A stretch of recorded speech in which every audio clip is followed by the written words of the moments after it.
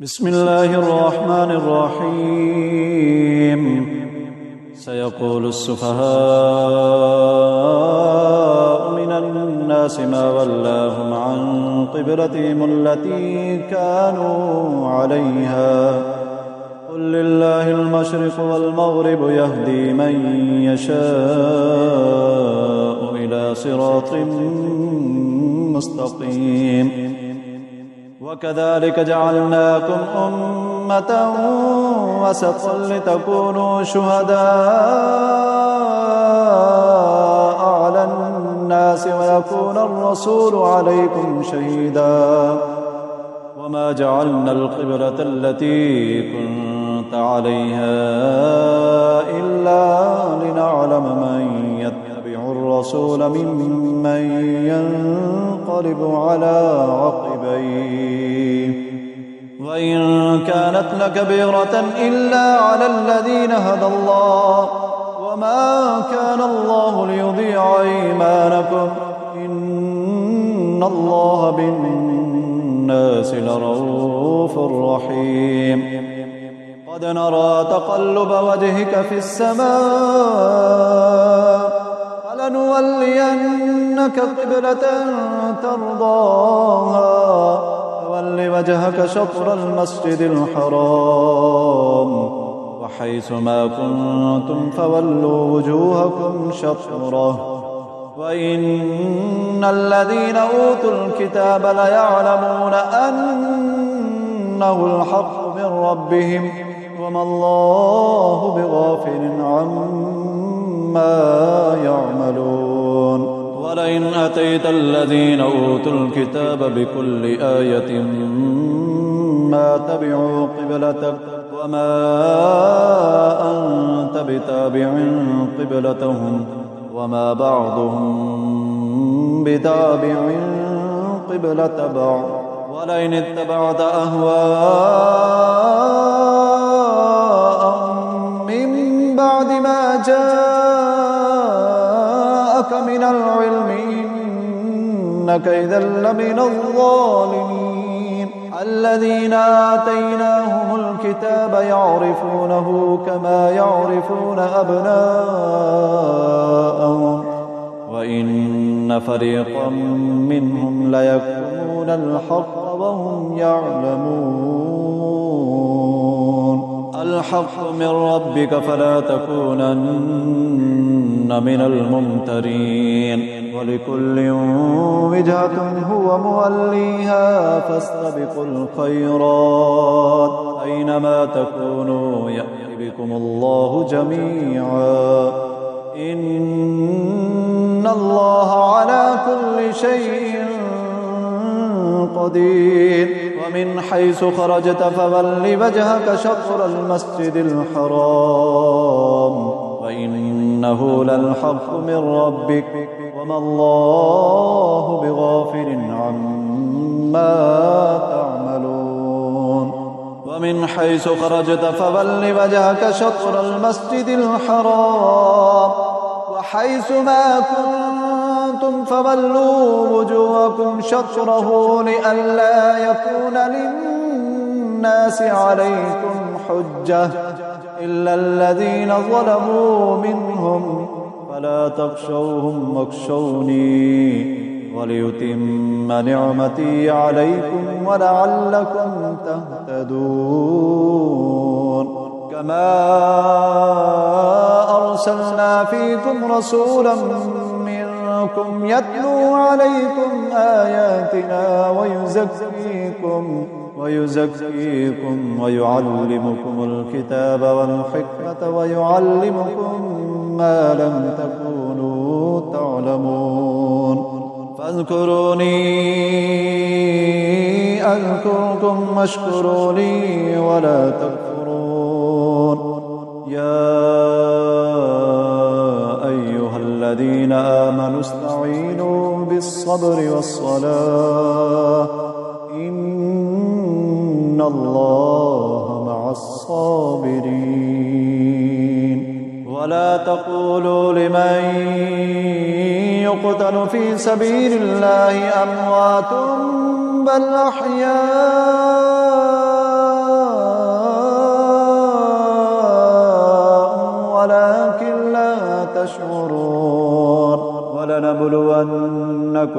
بشيء من الخوف والجوع ونقص من الأموال والأنفس والثمرات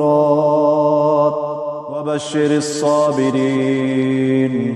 الذين إذا أصابتهم مصيبة قالوا إنا لله وإنا إليه راجعون أولئك عليهم صلوات من ربهم ورحمة وأولئك هم المهتدون إن الصفا والمروة من شعائر الله فمن حج البيت أو اعتمر فلا جناح عليه أن يطوف بهما ومن تطوع خيرا فإن الله شاكر عليم إن الذين يكتمون ما أنزلنا من البينات والهدى من بعد ما بيناه للناس في الكتاب أولئك يلعنهم الله ويلعنهم اللاعنون إلا الذين تابوا وأصلحوا وبينوا فأولئك أتوب عليهم وأنا التواب الرحيم إن الذين كفروا وماتوا وهم كفار أولئك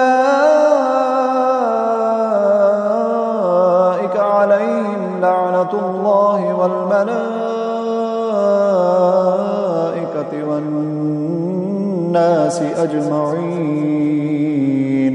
خالدين فيها لا يخفف عنهم العذاب ولا هم ينظرون وإلهكم إله واحد لا إله إلا هو الرحمن الرحيم إن في خلق السماوات والأرض واختلاف الليل والنهار والفلك التي تجري في البحر بما ينفع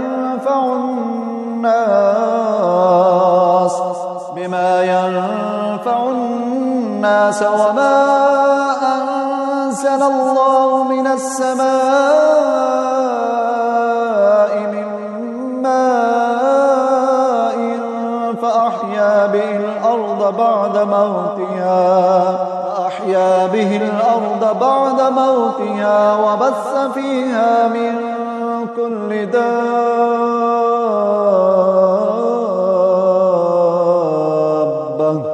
وتصريف الرياح والسحاب المسخر بين السماء والأرض لآيات لقوم يعقلون ومن الناس من يتخذ من دون الله أندادا يحبونهم كحب الله والذين آمنوا أشد حبا لله ولو يرى الذين ظلموا إذ يرون العذاب أن القوة لله جميعا وأن الله شديد العذاب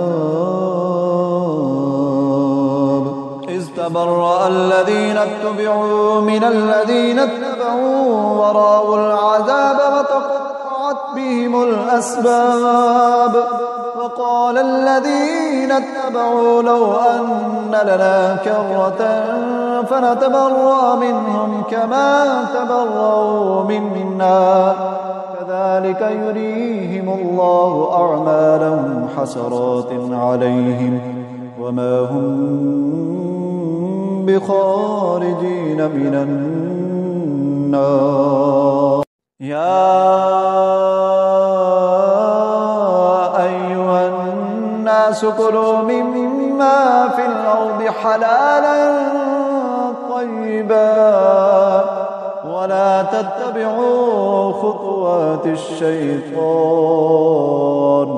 إنه لكم عدو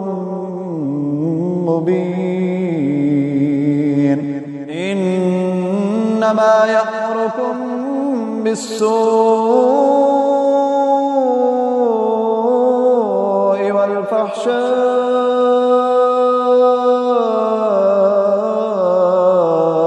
وأن تقولوا على الله ما لا تعلمون وإذا قيل لهم اتبعوا ما أنزل الله قالوا بل نتبع ما ألفينا عليه آباءنا أولو كان آباؤهم لا يعقلون شيئا ولا يهتدون ومثل الذين كفروا كمثل الذي ينعق بما لا يسمع إلا دعاء ونداء صم بكم عمي فهم لا يعقلون يا أيها الذين آمنوا كلوا من طيبات ما رزقناكم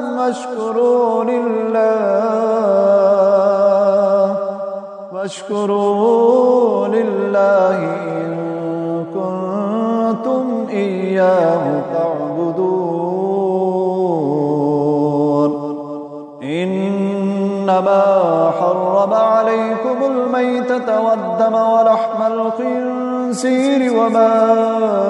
أهل به لغير الله فمن اضطر غير باغ ولا عاد فلا إثم عليه إن الله غفور رحيم إن الذين يكتمون ما أنزل الله من الكتاب ويشترون به ثمنا قليلا أولئك ما يأكلون في بطونهم إلا النار ولا يكلمهم الله يوم القيامة ولا يزكيهم ولهم عذاب أليم أولئك الذين اشتروا الضلالة بالهدى والعذاب بالمغفرة فما أصبرهم على النار ذلك بأن الله نزل الكتاب بالحق وإن الذين اختلفوا في الكتاب لفي شقاق بعيد ليس البر أن تولوا وجوهكم قبل المشرق والمغرب ولكن البر من آمن بالله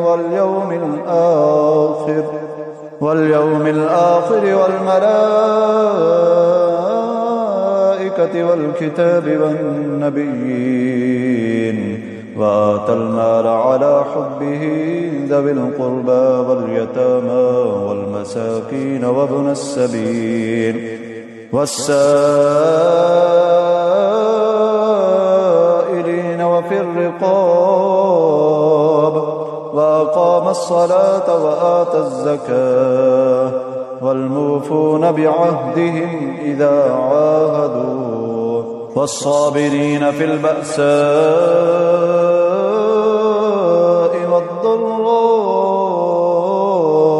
وحين البأس أولئك الذين صدقوا وأولئك هم المتقون يا أيها الذين آمنوا كتب عليكم القصاص في القتلى الحر بالحر والعبد بالعبد والأنثى بالأنثى فمن عفي له من أخيه شيء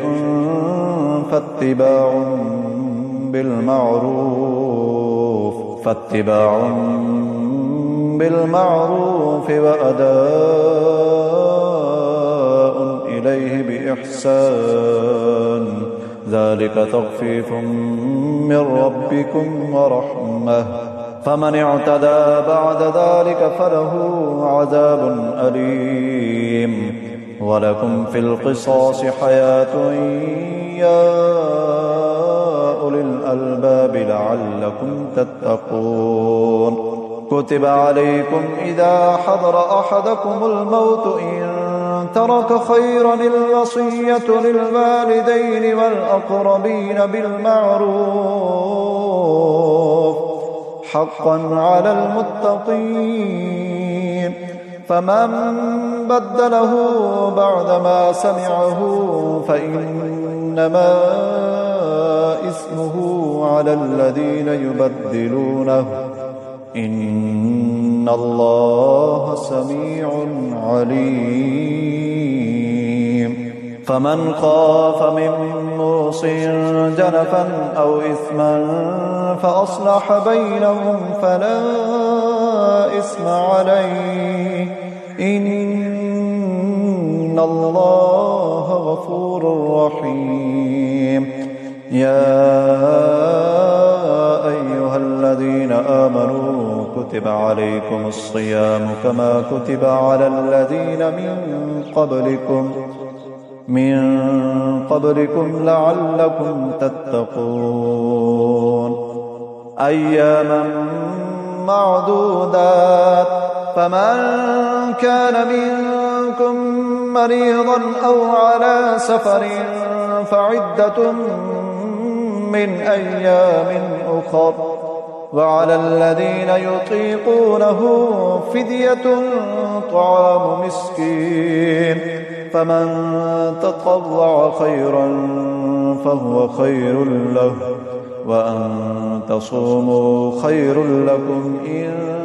كنتم تعلمون شهر رمضان الذي أنزل فيه القرآن هدى للناس وبينات من الهدى والفرقان فمن شهد منكم الشهر فليصم ومن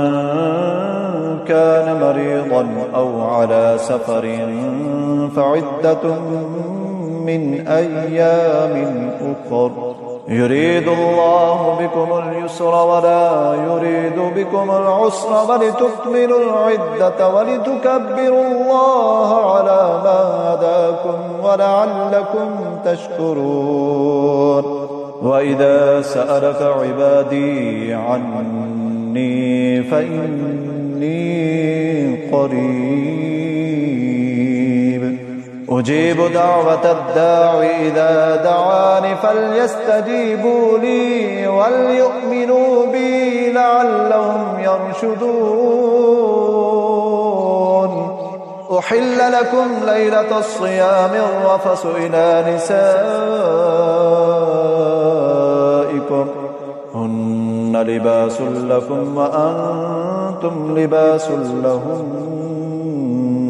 علم الله أنكم كنتم تختانون أنفسكم فتاب عليكم وعفى عنكم فالآن باشروهن وابتغوا ما كتب الله لكم وكلوا واشربوا حتى يتبين لكم الخيط الأبيض من الخيط الأسود من الفجر ثم أتموا الصيام إلى الليل ولا تباشروهن وأنتم عاكفون في المساجد تلك حدود الله فلا تقربوها كذلك يبين الله آياته للناس لعلهم يتقون ولا تأكلوا أموالكم بينكم بالباطل وتدلوا بها إلى الحكام لتأكلوا فريقا من أموال الناس بالإثم وأنتم تعلمون يسألونك عن الأهلة قل هي مواقيت للناس والحج وليس البر بأن تأتوا البيوت من ظهورها ولكن البر من اتقى وأتوا البيوت من أبوابها واتقوا الله لعلكم تفلحون وقاتلوا في سبيل الله الذين يقاتلونكم ولا تعتدوا إن الله لا يحب المعتدين وقتلوهم حيث ثقفتموهم وأخرجوهم من حيث أخرجوكم والفتنة أشد من القتل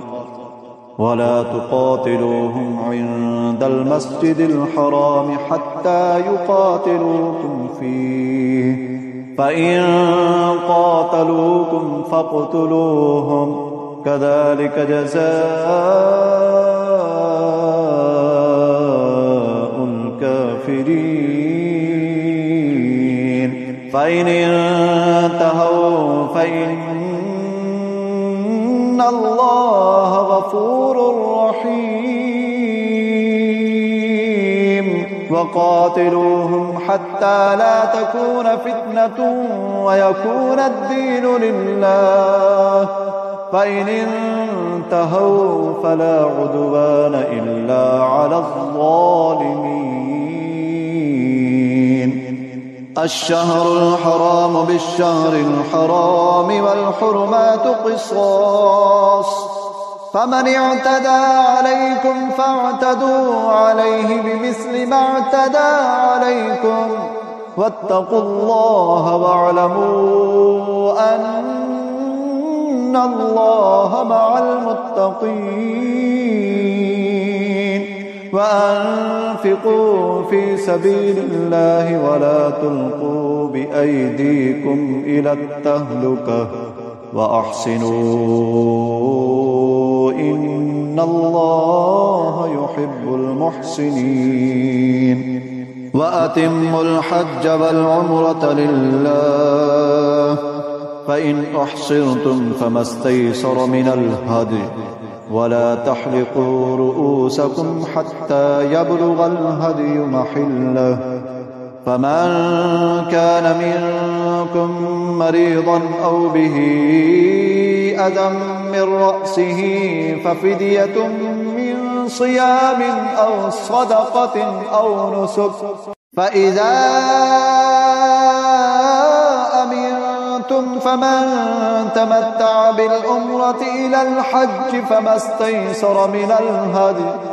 فمن لم يجد فصيام 3 أيام في الحج و7 إذا رجعتم تلك 10 كاملة ذلك لمن لم يكن أهله حاضر المسجد الحرام واتقوا الله واعلموا أن الله شديد العقاب الحج أشهر معلومات فمن فرض فيهن الحج فلا رفث ولا فسوق ولا جدال في الحج وما تفعلوا من خير يعلمه الله فتزودوا فإن خير الزاد التقوى واتقون يا أولي الألباب. ليس عليكم جناح أن تبتغوا فضلا من ربكم، فإذا أفضتم من عرفات فاذكروا الله عند المشعر الحرام واذكروه كما هداكم وإن كنتم من قبله لمن الضالين.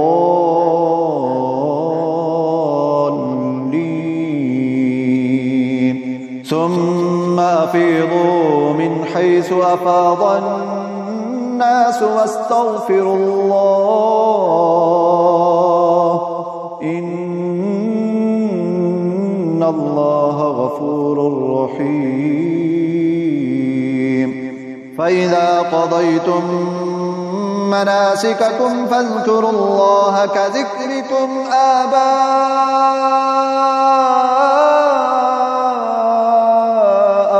أو أشد ذكرا. فمن الناس من يقول ربنا آتنا في الدنيا وما له في الآخرة من خلاق، ومنهم من يقول ربنا آتنا في الدنيا حسنة وفي الآخرة حسنة وقنا عذاب النار. أولئك لهم نصيب مما كسبوا والله سريع الحساب. واذكروا الله في أيام معدودات، فمن تعجل في يومين فلا إثم عليه ومن تأخر فلا إثم عليه لمن اتقى. واتقوا الله واعلموا أنكم إليه تحشرون. ومن الناس من يعجبك قوله في الحياة الدنيا ويشهد الله على ما في قلبه وهو ألد الخصام. وإذا تولى سعى في الأرض ليفسد فيها ويهلك الحرث والنسل والله لا يحب الفساد.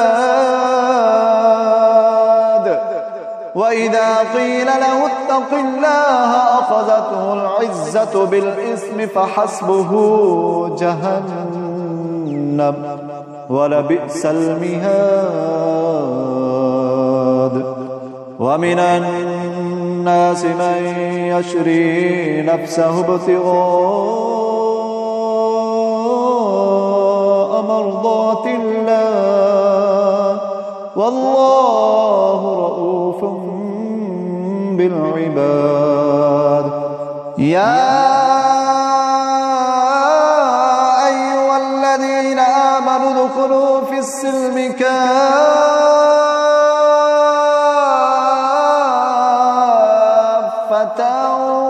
ولا تتبعوا خطوات الشيطان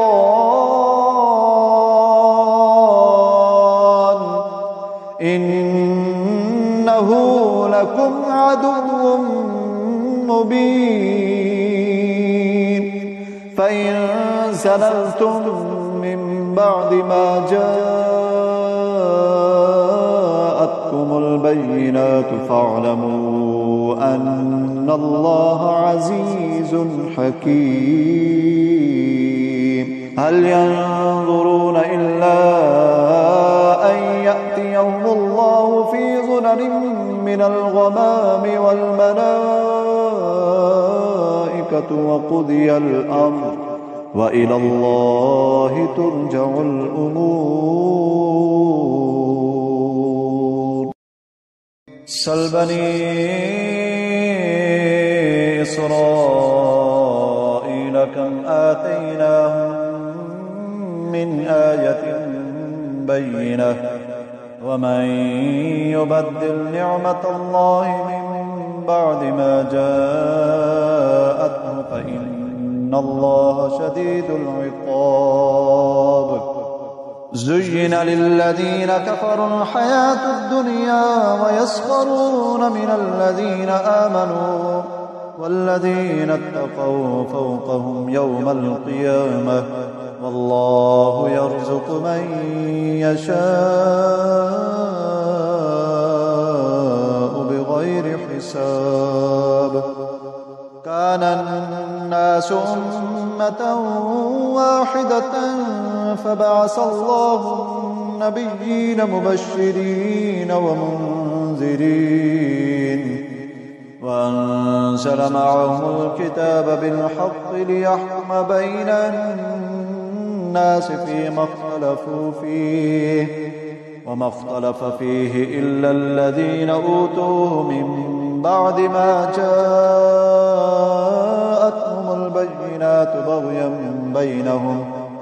فهدى الله الذين آمنوا لما اختلفوا فيه من الحق بإذنه والله يهدي من يشاء إلى صراط مستقيم أم حسبتم أن تدخلوا الجنة ولما يأتكم مثل الذين خلوا من قبلكم مستهم البأساء والضراء وزلزلوا حتى يقول الرسول والذين آمنوا معه متى نصر الله ألا إن نصر الله قريب يسألونك ماذا ينفقون قل ما أنفقتم من خير فللوالدين والأقربين واليتامى والمساكين وابن السبيل وما تفعلوا من خير فإن الله به عليم كتب عليكم القتال وهو كره لكم وعسى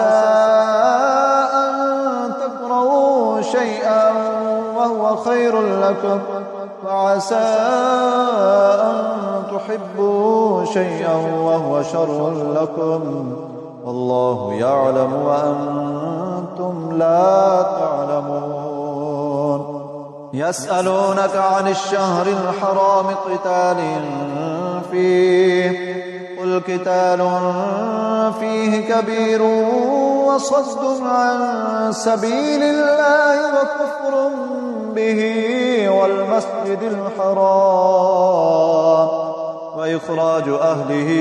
منه أكبر عند الله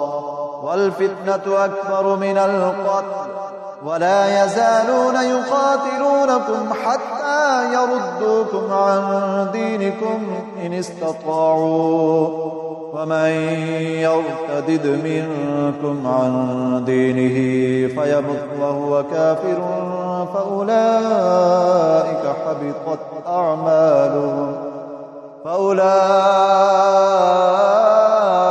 حبطت أعمالهم في الدنيا والآخرة وأولئك أصحاب النار هم فيها خالدون إن الذين آمنوا والذين هاجروا وجاهدوا في سبيل الله أولئك يرجون رحمة الله والله غفور رحيم يسألونك عن الخمر والميسر قل فيهما إثم كبير ومنافع للناس وإثمهما أكبر من نفعهما ويسألونك ماذا ينفقون قل العفو كذلك يبين الله لكم الآيات لعلكم تتفكرون في الدنيا والآخرة. ويسألونك عن اليتامى قل إصلاح لهم خير وإن تخالطوهم فإخوانكم والله يعلم المفسد من المصلح ولو شاء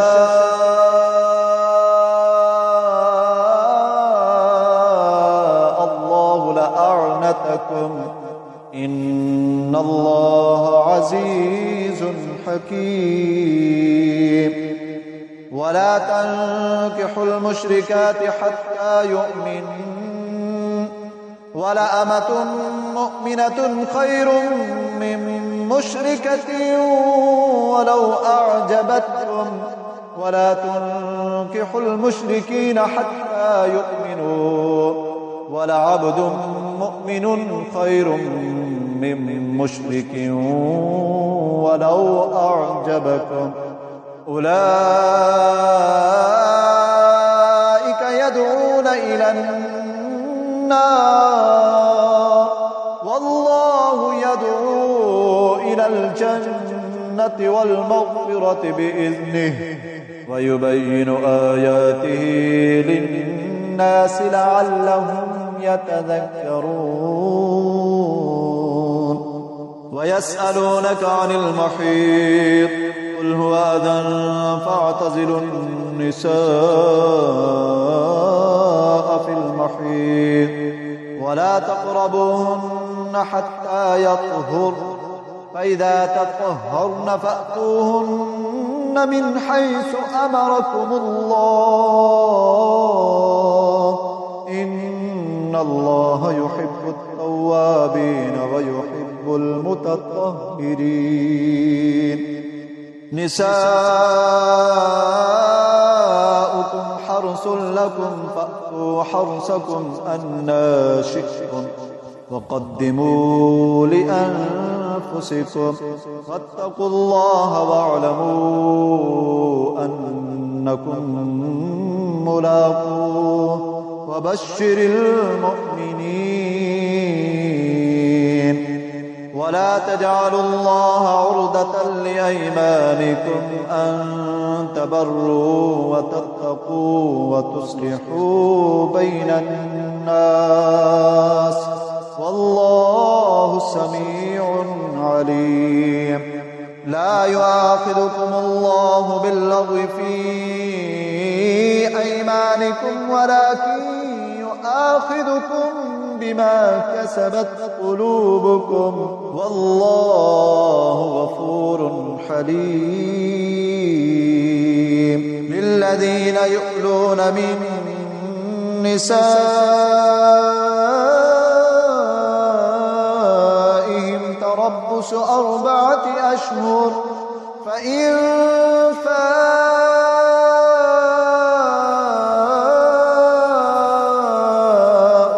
فإن الله غفور رحيم. وإن عزموا الطلاق فإن الله سميع عليم. والمطلقات يتربصن بأنفسهن 3 قروء ولا يحل لهن أن يكتمن ما خلق الله في أرحامهن إن كن يؤمن بالله واليوم الآخر وبعولتهن أحق بردهن في ذلك إن أرادوا إصلاحا ولهن مثل الذي عليهن بالمعروف وللرجال عليهن درجة والله عزيز حكيم. الطلاق 2 فإمساك بمعروف أو تسريح بإحسان ولا يحل لكم أن تأخذوا مما آتيتموهن شيئا إلا أن يخافا ألا يقيما حدود الله فإن خفتم ألا يقيما حدود الله فلا جناح عليهما فيما افتدت به تلك حدود الله فلا تعتدوها ومن يتعد حدود الله فأولئك هم الظالمون فإن طلقها فلا تحل له من بعد حتى تنكح زوجا غيره فإن طلقها فلا جناح عليهما أن يتراجعا إن ظنا أن يقيما حدود الله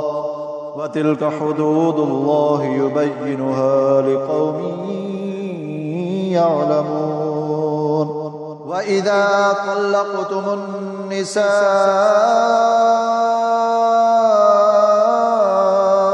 فبلغن أجلهن فأمسكوهن بمعروف أو سرحوهن بمعروف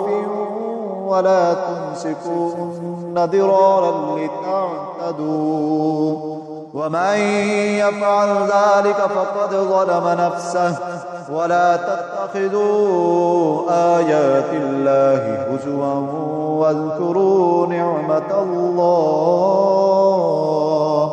واذكروا نعمة الله عليكم وما أنزل عليكم من الكتاب والحكمة يعظكم به واتقوا الله واعلموا أن الله بكل شيء عليم وإذا طلقتم النساء فبلغن أجلهن فلا تعضلوهن أن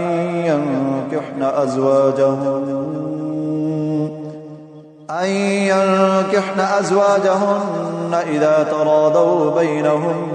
بالمعروف ذلك يوعظ به من كان منكم يؤمن بالله واليوم الآخر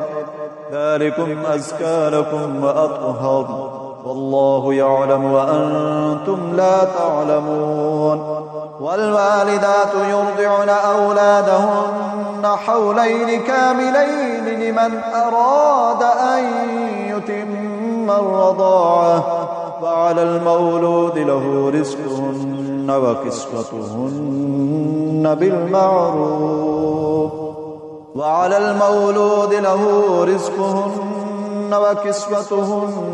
بالمعروف لا تكلف نفس إلا وسعها لا تضار والدة بولدها ولا مولود له بولده وعلى الوارث مثل ذلك فإن أرادا فصالا عن تراض منهما وتشاور فلا جناح عليهما وإن أردتم أن تسترضعوا أولادكم فلا جناح عليكم إذا سلمتم ما آتيتم بالمعروف واتقوا الله واعلموا أن الله بما تعملون بصير والذين يتوفون منكم ويذرون أزواجا يتربصن بأنفسهن 4 أشهر وعشرا فإذا بلغن أجلهن فلا جناح عليكم فيما فعلن في أنفسهن بالمعروف والله بما تعملون خبير ولا جناح عليكم فيما عرضتم به من خطبة النساء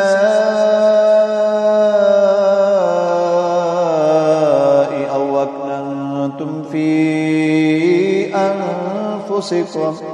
علم الله أنكم ستذكرونهن ولكن لا تواعدوهن سرا إلا أن تقولوا قولا معروفا ولا تعزموا عقدة النكاح حتى يبلغ الكتاب أجله واعلموا أن الله يعلم ما في أنفسكم فاحذروه واعلموا أن الله غفور حليم لا جناح عليكم إن طلقتم النساء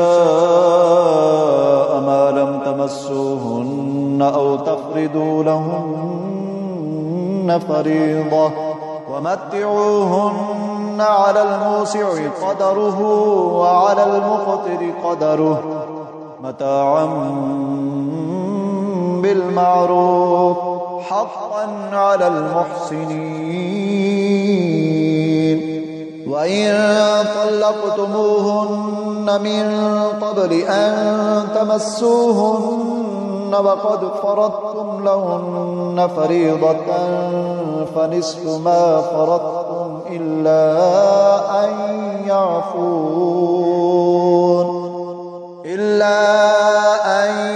يعفون أو يعفو الذي بيده عقدة النكاح وأن تعفوا أقرب للتقوى ولا تنسوا الفضل بينكم إن الله بما تعملون بصير حافظوا على الصلوات والصلاة الوسطى وقوموا لله قانتين فإن خفتم فرجالا أو ركبانا فإذا أمنتم فاذكروا الله كما علمكم ما لم تكونوا تعلمون والذين يتوفون منكم ويذرون أزواجا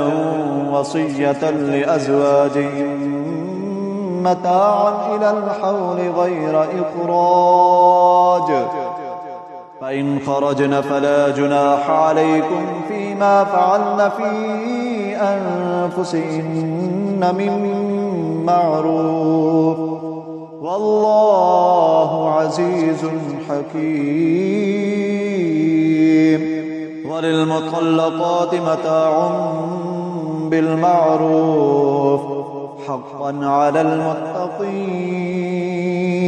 كذلك يبين الله لكم آياته لعلكم تعقلون ألم تر إلى الذين خرجوا من ديارهم وهم ألوف حذر الموت فقال لهم الله موتوا ثم أحياهم إن الله لذو فضل على الناس ولكن أكثر الناس لا يشكرون